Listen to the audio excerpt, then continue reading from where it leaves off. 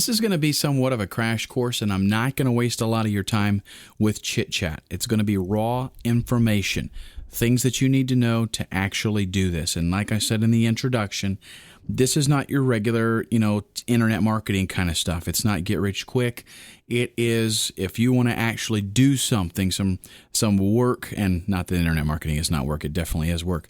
But if you want to actually create stuff, a while ago I had the opportunity to do a lot of internet marketing. I work with a lot of internet marketers, and if I wanted to, I could cut away and do a lot of that kind of stuff myself. But I really enjoy creating actual content. And as a matter of fact, Jeremy and I are going to do a little bit of working together because Jeremy is a fantastic internet marketer. So he enjoys doing that aspect of it. Well, I enjoy doing this aspect of it. And if you want to make money online, you don't have to do it with internet marketing. You can do it by doing what I do, working with media, audio and video. To get started, you're going to have some basic equipment, and we'll just deal with the equipment first here. Depending on exactly what you're doing, that's going to determine the kind of equipment that you're going to need. But I'm going to list for you some basics. As far as audio is concerned, we'll kind of go through my studio a little bit, but some of this stuff, it's just optional depending on what you're going to do. For audio work, you need a large diaphragm condenser microphone. You can get these with powered by USB. In other words, it's just a microphone. It's a USB mic. You plug it into your computer, and you're ready to go. I prefer to process a lot of my audio in line, meaning I do some things with the sound. So in order to do that, I have to have a regular audio microphone. Now, you can get this kind of stuff for anywhere between $100 and $200 for a low-end mic, all the way up to several $1,000s for a high-end mic. I'm not going to make you, I'm a pretty hardened audio buff, but I'm not going to preach to you about everything that you've got to do, because that would be, literally probably a 10-hour course if we did that. But you're going to need a microphone. Then you're going to go from the cable of the mic to a USB or a FireWire audio capture card. You might think just go to Walmart, get a $10 microphone, plug it into the PC sound card, and you're ready to go. Well, if you do that, you're going to end up making stuff that sounds pretty junky. Now, while as an internet marketer, you might be able to get away with doing, a testimonial or something like that, recording audio that way. But if you're going to do media as your business, then you've got to have good quality. You're not going to be able to sell that kind of stuff to people. Okay, so it's a little bit of an investment.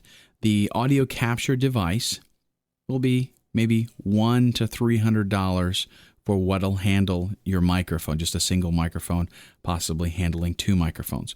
You'll also want to get some type of audio processing. This would be some kind of device that has a compressor built in, an equalizer, possibly a downward expander, and even a de-esser. Now, again, I'm not going to explain what all of that stuff is. In the resources section at the end of this course, I'm going to have a place that you can go and you can find out a whole lot more about that kind of stuff. Okay, but this is just more of an overview. That's the audio equipment itself from a hardware standpoint. Now let's take a look at the programs that you're going to have to need to know how to use. And this, again, a lot of these are optional. These are the programs that I use in and out every single day. That does not mean there's not a replacement out there. I'll be mentioning some of these. There actually is an application in here that I don't personally use, but I'll be mentioning what those are and where they come into play.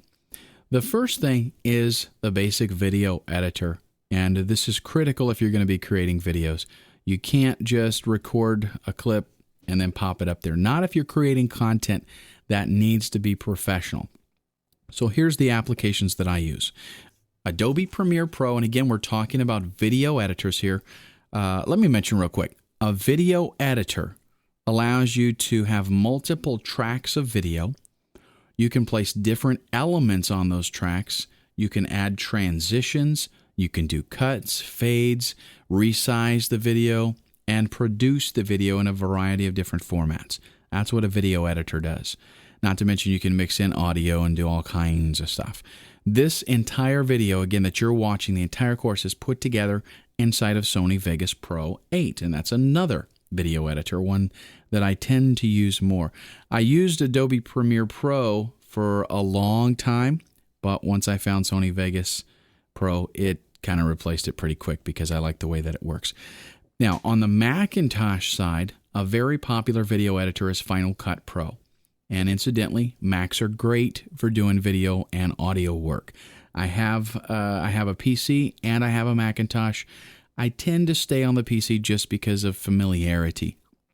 The Mac, and this is by no means an offense to Mac users, the Mac stays in my other room, and my wife uses it for email mostly. I got it, though, because I wanted to try out Final Cut Pro and see how that worked and see if it was actually a whole lot better. Again, I still use my PC with Sony Vegas Pro today. It used to be that Macs and PCs, there was kind of a war, and the Mac usually won when it came to audio and video. Today, they're pretty comparable, though. Now, as far as audio itself, I use Adobe Audition. In fact, I am recording the audio that you're listening to right now in Adobe Audition. And I'm actually doing this. There's a bunch of different ways to create a video like what you're watching. You can create your content first, create your slides if you're doing it in PowerPoint, and then narrate it. But what I'm doing in this particular case, because I like the effects and I wanted to, make it a little bit more spiced up. What I'm doing is recording the entire audio clip first. Now, I want you to take the visuals and I want you to take the quality and all that stuff into consideration. But I will say to you that from a professional standpoint, this is not the most professional production, and here's why. I am kind of shooting off from the hip on this. I'm sitting down and I'm going to just tell you my thoughts. I've got an outline laid out, and I'm going to show you all about that later on. We're going to talk about process and workflow and stuff. I've got a rough outline, but I'm kind of just talking to you from experience. I'm recording that in Adobe Audition, again, just the audio. And then what I'm going to do is bring that into Sony Vegas. I'll bring that audio in, and I'll start to throw in my graphics. I'll start to throw in my text and bullet points. I'm going to synchronize that up with the audio. So the beauty of this is if I happen to be thinking of something spontaneously, and I say it, then I can go ahead and throw in the video for it after the fact. Again, this is just one technique.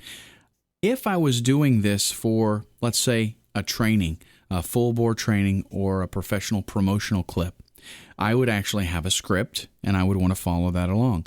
I would edit out any ums or ahs or anything like that I said. But in this case, again, I'm just shooting from the hip. So we've got Adobe Audition. What we do is with all these applications, a lot of times through my workflows, I'm bouncing in and out from one to the other. A lot of times I have several open at once. I might work on some video, and then if I've got some audio that I need to play with, I might port something over to Audition, play with it there, and bring it back. Now, Sony Vegas Pro and Adobe Premiere and Final Cut Pro, they all deal with audio. But they're primarily video programs. Because I know you're asking, why do I got to have all these programs? Audition gears itself specifically towards audio. So that means it has a lot of really good features designed specifically for audio. Some people can do everything that they need to do inside of Sony Vegas Pro. It depends on how complex you get. A lot of people using maybe Premiere or Final Cut Pro, they get by just fine. It's just that I know how to use Audition, and I have it because I happen to be a musician, and it does really good with multi-track recording and mixing and all that kind of stuff.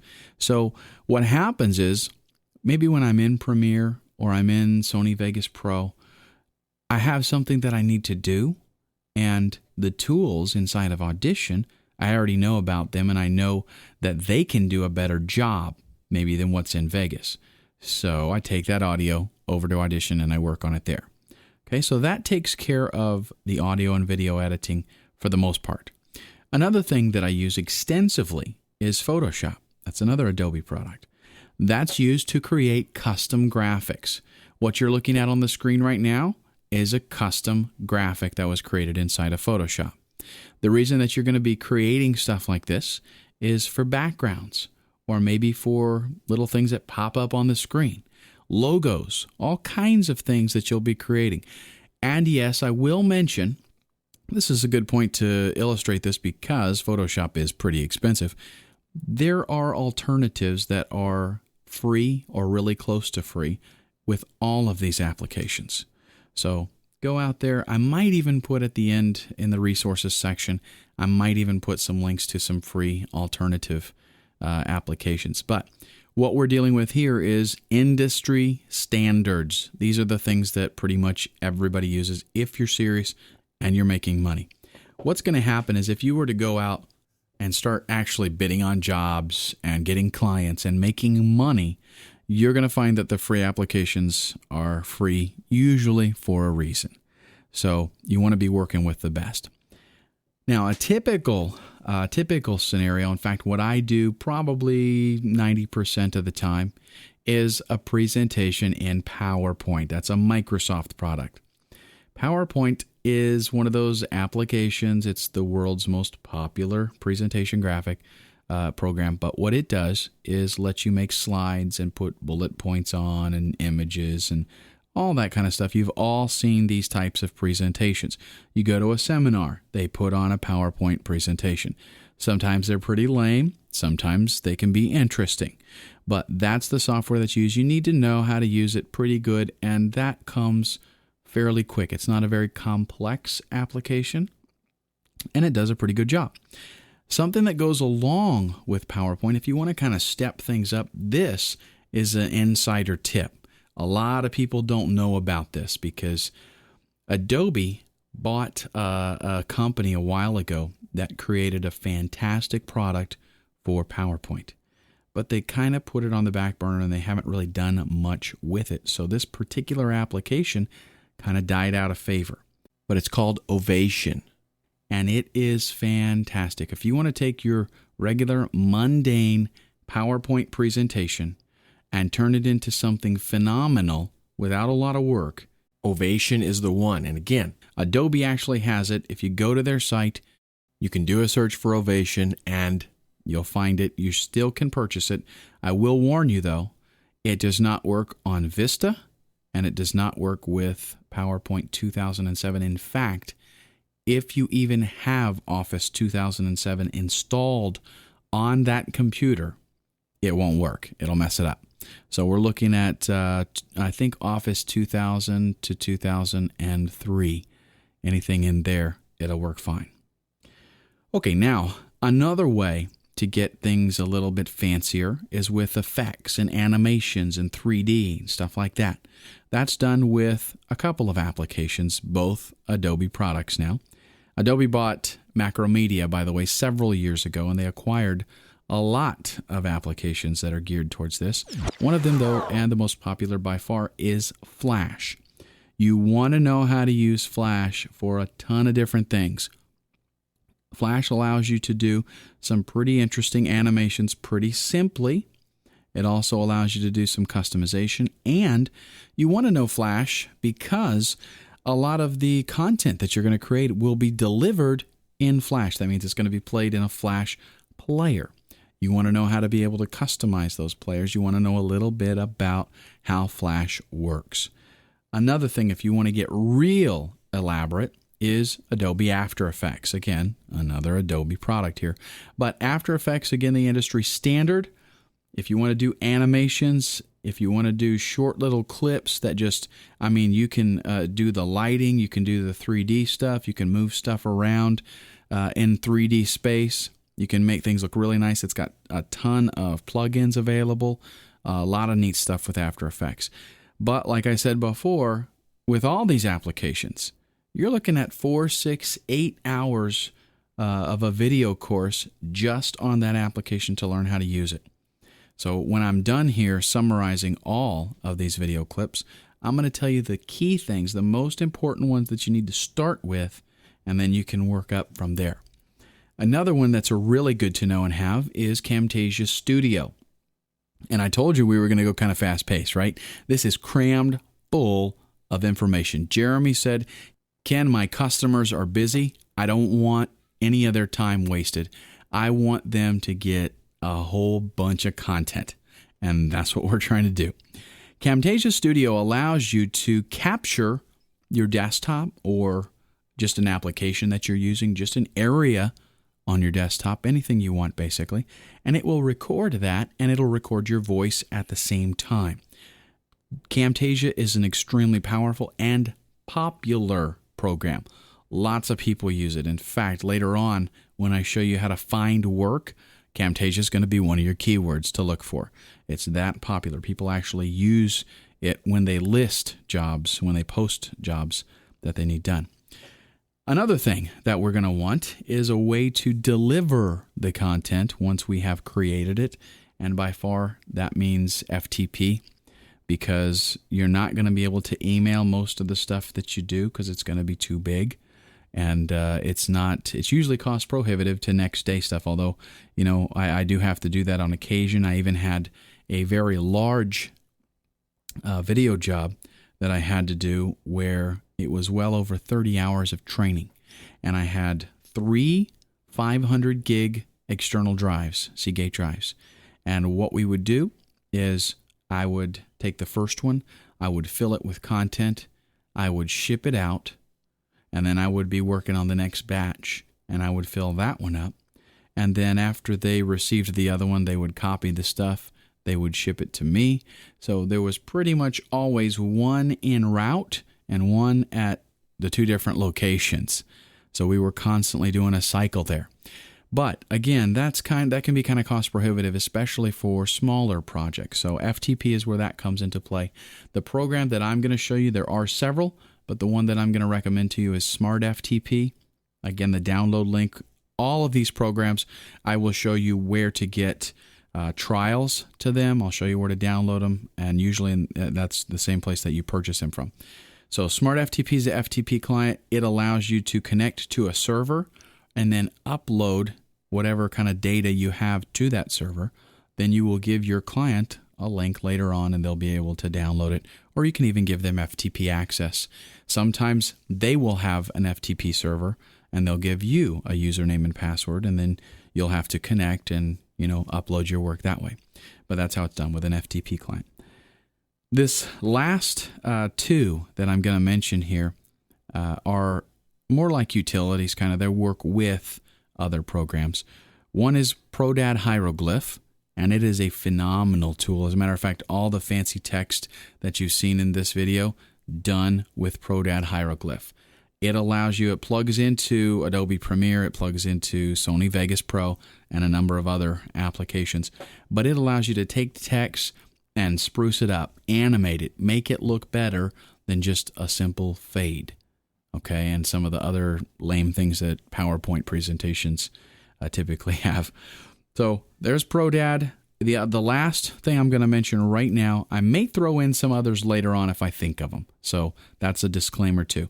But the last one I'm going to mention right now is Prism Video Converter. This is an application, one of many that is on the website. And again, the link's going to be at the end of the videos. It allows you to take pretty much any type of video, any format, and convert it into a bunch of other different formats. And the reason that I love this is because it's very simple for the beginner. It's easy to use. It works as a batch, so you can load up, 15 AVI files. And if you don't know what an AVI file is, don't worry, you will by the time we're done. But you can load up 15 video files and convert them to a different format. Just turn it on and walk away. When it's done, then you can, upload them or do whatever. And it'll even do Flash. It'll create FLVs for you. That is a pretty low-end editor or converter because it doesn't give you a ton of options. You can make some changes, but that's kind of why I like it, because there's not a lot of decisions that have to be made. Other ones, Media Coder, that's another one, open source even. You can get that one for free, but it's very complicated. It has a lot of options. Video encoding, just so you know, can be a very confusing topic, especially to a newbie. There's a lot of things to consider. So when you get started with this, you want to make that as simple as possible. So that's why I recommend Prism. Another one is Sorensen Squeeze. And by the way, since I mentioned Sorensen, I thought right away of the price, which is pretty high. That made me think of Prism's cost, though I think it was about $30. So very reasonable. Very, very reasonable. Sorensen is pretty awesome. Squeeze it also does batches, and it takes it a step further. You can configure Sorensen with what's called a watched folder. And with that, you tell it to watch a particular folder. And as you create content and you save the content to that folder, it can be configured to automatically upload that to a server. So as new content comes in, it'll encode it in whatever format you selected, and then when it's done, it'll upload it to the server. So very nice and very convenient. And if you're doing a lot of conversion kind of stuff, definitely a good tool. What I mean by that, doing a lot of conversion, Sorensen Squeeze and other video converters are used. See, what I do and what you'll be doing if you do this kind of work is you create not a whole lot of videos. You might do 5 or 6 videos a day, maybe not even that much. You might do 3 or 4. So that's not such a big deal, the automation stuff.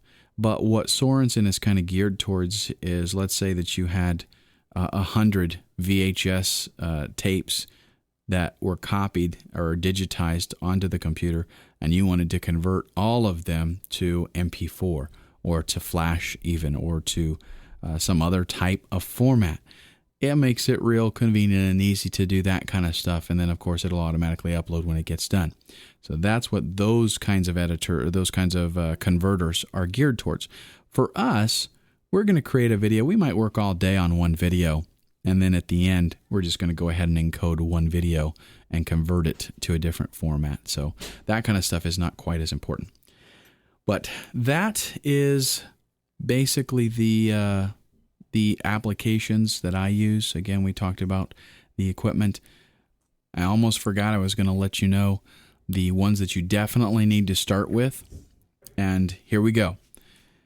Camtasia Studio. I highly recommend that you start with that, because you're going to make, there's opportunity for a lot of money in doing any kind of training and demos and stuff like that. Even presentations. And I'm not, it's not necessarily doing a training on some type of computer program. A lot of times I have customers that they want me to do training on some topic, and it's not necessarily a computer or anything that's related to a computer. But you can do that with Camtasia if you use, like, for example, PowerPoint. So PowerPoint is another application that I recommend you definitely start with. So we've got Camtasia, we've got PowerPoint, and then I would say the next most important thing would be a video editor, a real high-end video editor like Sony Vegas Pro or Adobe Premiere Pro. Of course, you also need an FTP client. That's definitely critical to be able to upload the files to servers and all that kind of stuff. So those are the programs you definitely have to start with. And then as you master those and you want to make things a little bit more robust, then you can start adding some of the other applications. All of this, the beauty of working online is that all of this can be outsourced. So, for example, let's say you had somebody contact you and they wanted something created and they wanted it to be a little bit fancy, maybe with an opening screen or some music or something put in there. And let's say you don't do graphics yet. You just started doing this and you don't have Photoshop, you're not into it yet. You can go to some of the sites that I'm going to tell you, actually the same sites that you're going to go to find work. You can post jobs there and you can get somebody to create, an opening screen for you in Photoshop. But this should be a good enough place for you to start. By no means does this mean that everybody that does what I do uses these exact programs. By no means does it mean that. There are other applications that people like to use. There are different ones that they like to use. I'm sharing with you what I use, and I'm quite successful with it. So let's go ahead and end this video. In the next one, we're going to discuss how to find clients. I'm going to show you where to go to look for those clients. We're going to talk about finding the kind of jobs that you want to work with. We'll go through the whole bidding process, how to structure your pricing so that you can bid accurately. And I want to talk to you about communicating with the client also.